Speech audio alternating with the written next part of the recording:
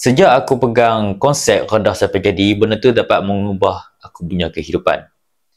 Aku punya mindset, aku punya negativity untuk buat sesuatu. So dekat sini, aku bercadangkan kita semua kena buat macam tu. Sebab apa? Ramai yang overthinking tau. Nak buat sesuatu keputusan, apa kita rendah je. Bila mana kita rendah, kita nampak jalan, lebih nampak jalan daripada kita fikir dalam ni. Kita fikir dalam ni, benda tu semua senario yang diciptakan yang benda tak berlaku lagi. Benda tak berlaku tak semestinya jadi. Tapi bila mana kita fikir macam tu, selalunya ada aura di mana satu aura tu, aura negatif, benda tu selalunya akan jadi. So jangan fikir benda-benda yang buruk. Cuba fikir benda yang positif. So benda positif lah yang akan main. Memang dia punya pelik sikit benda ni. Benda ni benda gaib sikit. Tapi benda ni memang memberi hasil dekat hidupku. Hampa tak boleh fikir benda yang buruk. Kena fikir yang positif. Buku tu ada aku baca dalam hukum daya tarik. Apa yang hampa fikir, benda tu lah akan main. Simple je benda tu. Konsep dia. Benda tu simple tapi benda nak untuk melatih benda tu ambil masa sikit. Macam aku ambil 3 bulan. Selepas tu aku nampak hasil. Memang jadi kelainan sikit. Di mana aku dah kurang. Aku dah tak ada sangat pemikiran. Kalau ini, kalau aku buat tu, kalau jadi macam ni, buat apa? Macam mana aku nak ini benda tu? Benda tu dah tak ada. Aku tak fikir sangat sebab benda tu mengganggu aku punya perkembangan diri. So, aku tak mau. Sebab tu aku cakap, hampa kena apply benda ni. Di mana hampa rendah je, baru fikir. Rendah je. Ejar kemudian. Memang ejar kemudian untuk menghadapi masalah tu. Itu namanya orang panggil troubleshooter ataupun problem solver. Orang yang pandai menyelesaikan masalah. Kalau nak buat keputusan, sesuatu keputusan tu, hampa ambil pen, ambil kertas, hampa buat kira-kira. Kalau satu keputusan tu tak melibatkan kematian ataupun melibatkan nyawa, benda tu yang paling terbaik. Kalau tak melibatkan apa pun. Tapi dengan syarat, hampa kena pilih risiko yang memberi ROI ataupun return of investment yang tinggi. Kalau hampa ambil ROI yang rendah, macam buat sesuatu kerja yang long term dia tak memberi manfaat ataupun benda tu macam tak ada demand, lama-lama benda tu akan habis, tenaga kita akan habis. Benda yang tak habis adalah ilmu dia akan update, sentiasa update. Itu yang kita kena buat. So sejak aku pegang benda ni, hidup aku ada perubahan di mana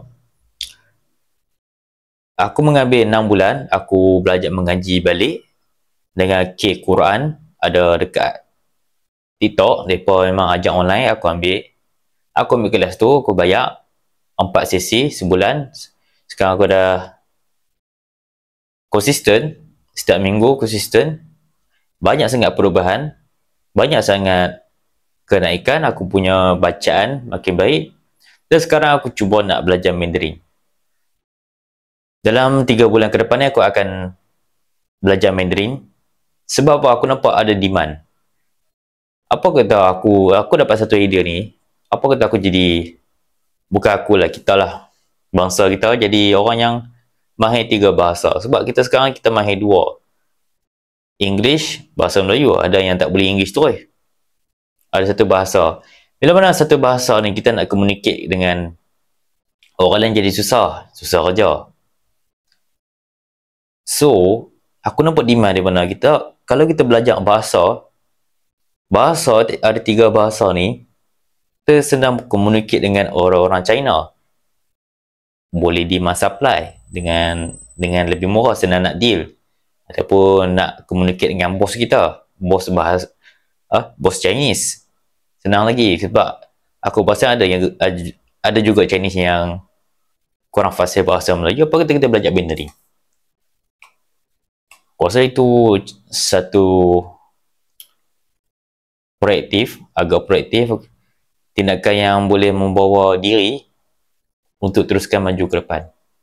aku rasa itu macam satu cubaan aku nak tengok. Sebab aku rasa aku boleh belajar benda tu. Sebab berdasarkan falsafah hidup aku belajar sampai mampu. Belajar je sampai mampu, aku rasa benda tu tak rugi apa pun. Sebab ilmu kan. Ilmu tak rugi apa. Tak pernah rugi pun. Satu lagi kan, kalau kita nak naikkan harga diri, kita kena tukar environment. Kalau environment tu kaki gosip, banyak sangat negatif, ataupun asyik mendownkan kita, atau meremehkan kita, mempelekeh lah. Ataupun orang yang cakap pandai tapi haram tak ada apa. Cakap pandai selalu nak betul, ataupun pemalah, hampa jauhkan diri. Jauhkan diri orang macam ni. Duduk dengan orang yang lebih jaga solat, ataupun orang yang tak negatif, banyakkan positif, jenis tak pandang rendah. Duduk dengan orang macam ni, insya-Allah kita boleh ke depan. Bangsa kita akan maju lagi. Senang cerita, keluar daripada zon selesa. Sebab orang kita suka sangat duduk dalam zon tu. Keluar daripada zon tu, kita akan jadi orang yang 20%, di mana kita akan menyumbang kepada bangsa.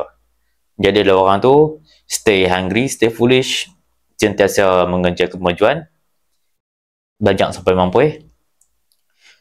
So setakat tu je. Kalau tak ada apa-apa, aku dah jadi ibu dekat bawah ni, link di bawah ataupun link di bawah tentang kewangan dan mental, kesihatan mental. So kalau ada apa-apa, boleh share dekat ruang komen di mana hampa punya pendapat ataupun pengalaman lah, macam mana hampa cuba atasi overthinking. Boleh share. Kau orang yang nak baca kan, boleh. Dan ikut suka aku juga lah, aku nak reply ke tak. Kemudian okay, so kalau tak ada apa-apa, let's go.